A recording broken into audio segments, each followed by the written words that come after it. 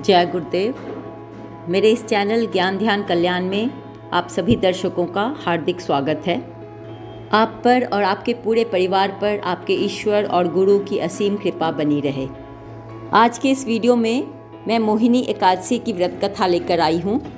अगर आपने अभी तक चैनल को सब्सक्राइब नहीं किया है तो जल्दी से सब्सक्राइब कर लें और बेल आइकन को दबा लें ताकि मेरे हर वीडियो का नोटिफिकेशन आपको मिलता रहे। और कमेंट में भगवान विष्णु की जय जरूर लिखें। आइए अब हम लोग मोहिनी एकादशी की व्रत कथा के बारे में जानते हैं। वैशाख माह में शुक्ल पक्ष में पड़ने वाली एकादशी तिथि को मोहिनी एकादशी के नाम से जाना जाता है। मोहिनी एकादशी का व्रत रखने वाला व्यक्ति मोह माया के जंजाल से मुक्त हो जाता है और उसे मोक्ष की प्राप्ति होती है।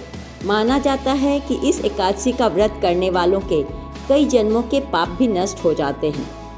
जब समुद्र मंथन हुआ तो अमृत प्राप्ति के बाद देवताओं और असुरों में इस अमृत प्राप्ति के लिए हड़कंप मच गया। दोनों में होड़ मच गई। ताकत के बल पर असुर देवताओं से अधिक बलशाली थे। देवता चाहकर भी असुरों को हरा नहीं सकते थे। सभी देवताओं ने मिलकर भगवान विष्णु से आग्रह किया कि अब भगवान विष्णु ही कोई उपाय ढूंढ सकते हैं। तब भगवान विष्णु ने मोहिनी का रूप धारण करके असुरों को अपने मोह माया के जाल में फंसा लिए और सारा अमृत देवताओं को पिला दिए।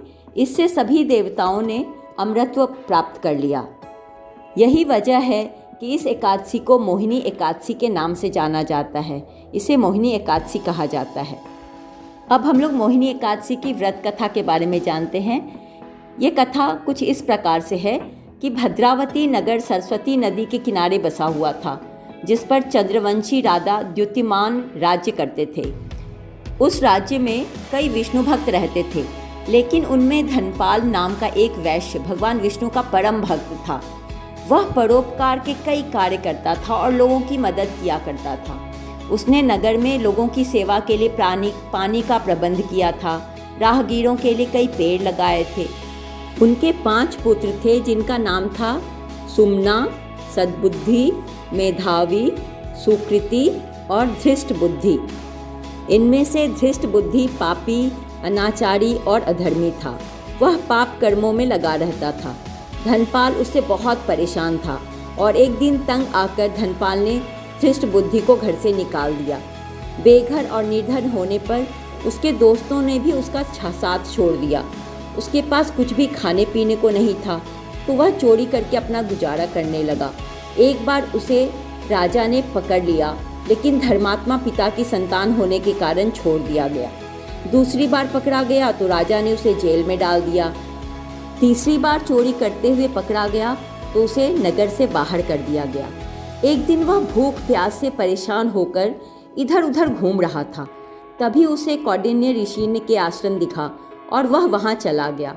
वह वैशाख का महीना था। ऋषि गंगा स्नान करके आए थे। उनके गीले वस्त्रों के छींटे उस पर पड़े। ऐसे में गंगा जल की छींटे से धृष्ट बुद्धि को कुछ बुद्धि आई। उसने ऋषि कौंडिन्य को प्रणाम किया और कहने लगा कि उसने बहुत पाप कर्म किए हैं, इससे मुक्ति का मार्ग बताएं। ऋषि कौंडिन्य को धृष्ट बुद्धि पर दया आ गई। उन्होंने कहा कि वैशाख शुक्ल एकादशी को मोहिनी एकादशी का व्रत करो, इससे तुम्हारा उद्धार होगा। इस व्रत को विधि पूर्वक करने से समस्त पाप नष्ट हो जाएंगे और तुम पुण्य के भागी बनोगे। उन्होंने मोहिनी एकादशी व्रत की पूरी विधि बताई। मोहिनी एकादशी के दिन उसने ऋषि के बताए अनुसार विधि विधान से व्रत किया और भगवान विष्णु का पूजन किया।